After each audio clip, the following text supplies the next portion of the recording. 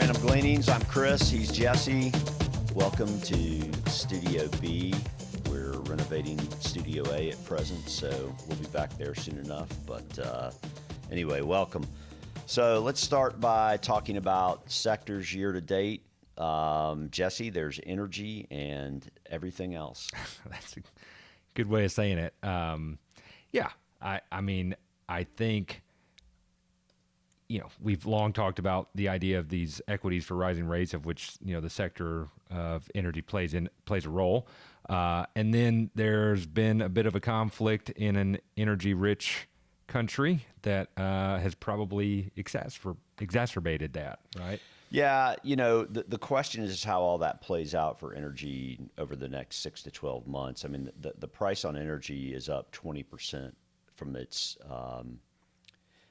from its 50-day moving average really quickly, which means, all right, is that extended at this point? It's tough to say. It's definitely from the Ukraine conflict. Are oil companies drilling every well around the world at this point? No, probably not. But of course, those companies haven't necessarily made a ton of money over the last 5 to 7 years with energy at a much lower price either. So it'll be interesting to see how all that plays out.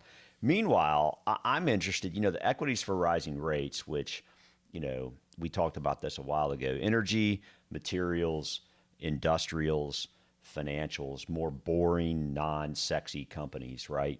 How do they do in this environment? I mean, the market seems to be more and more concerned about the potential for a slowdown because you're seeing things like consumer staples do better. In fact, the second best performing sector year to date is consumer staples, which, of course we all need, food, we all need paper towels, toilet paper, whatever. But you start to see consumer staples and utilities near the top of the list. It's definitely not technology. It's definitely not an all consumer growth. Yeah, I've heard you say it a couple times, and I like it. Those companies aren't on our phones, right? They're not on your phone. That's right. So there has been a change in what all the leadership was. Really, how long has it been? A decade? That especially the names at the top were all tech-focused companies. And then in the last couple of years, all those smaller names that came out of nowhere that just dominated. That ain't happening right now. Not right now. Again, if the Fed all of a sudden turns dovish, though, could it change back? It could. It absolutely could. So next topic, if you look at the probabilities in the Fed funds futures market, which means, hey, how likely, it's kind of like going to Vegas, Fed funds futures market, how likely is the Fed to raise interest rates? In the last week, you have seen now that there is even, all of a sudden Fed futures are pricing in a 10% possibility that at the March meeting, which is March 15th and 16th, that the Fed may raise interest rates. None. In other words, a zero rate hike.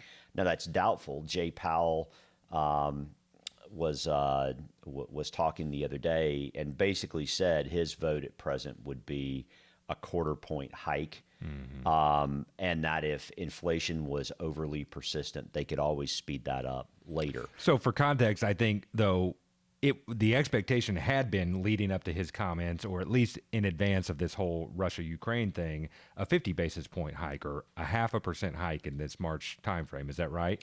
It is right. And the St. Louis Fed president, Bullard, had been going around to all the talk shows and saying, I support a 50 basis point hike or a 0.5% hike in the March meeting, which is double what it normally would be in sort of a slow rate increase time. But then he also said he would favor interest rates being at, or the Fed funds rate being at 1%. And of course, it's at zero now. Right. That the Fed funds rate would be at 1% by July 1st. Okay. So that's a lot of hiking, right? So, the market takes that. The market takes, obviously, persistent inflation data, but then takes Ukraine and things kind of start to change. I think that's part of what we've seen here recently is now the expectation of that rate hike has diminished. And if I'm being honest, I think Powell saying, hey, I'm still in favor of a 25 basis point hike is actually advantageous to the market right now, because I think a zero hike probably spooks people from Fed sees weakness in this economy. Right. And so, playing it slow, but moving, advancing the ball is probably the right thing to do. Yeah, a 25 basis point hike probably shows some degree of positivity in terms of Confidence in economic growth. in the current That's economics, right. but caution given some of the new geopolitical stuff that's come up. Right. That's exactly right. But, there are some interesting inflection points happening. So the next chart I want to show you is the S&P versus commodities going back basically to 2000. And what you'll see is that commodity prices, all commodity prices, base metals, agriculture, all commodities, precious metals, oil, et cetera.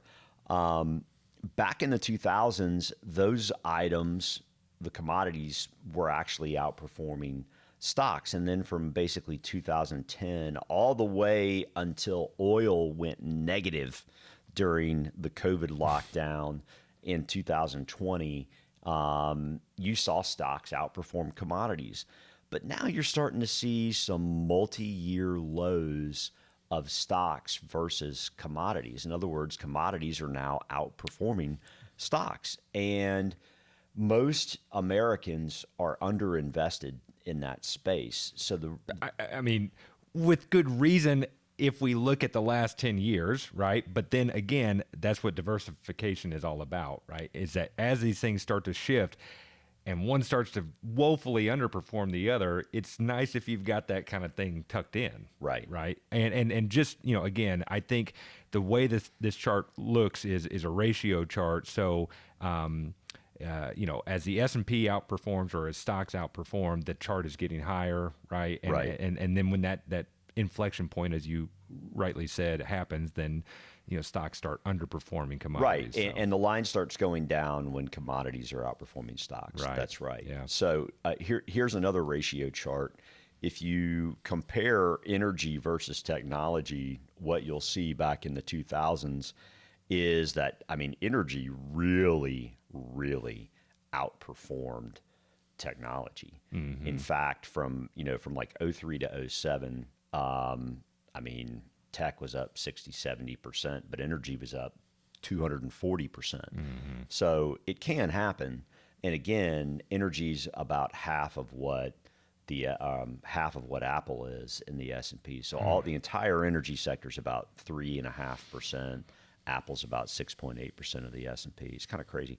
But to see energy start to creep back over a line where it sort of bottomed out back in the 2000 time period, and then energy started to outperform for, again, 6, 7, 8 years. It's pretty wild to see. And of course, we have no idea. That's what I was going to say. It's going to happen.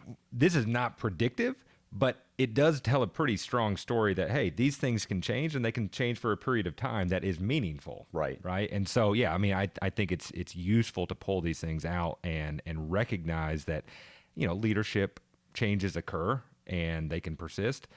Doesn't mean that they will in this case, but there is some historical evidence that suggests that it does happen. So, yes. Yeah. Yes, indeed. Yeah.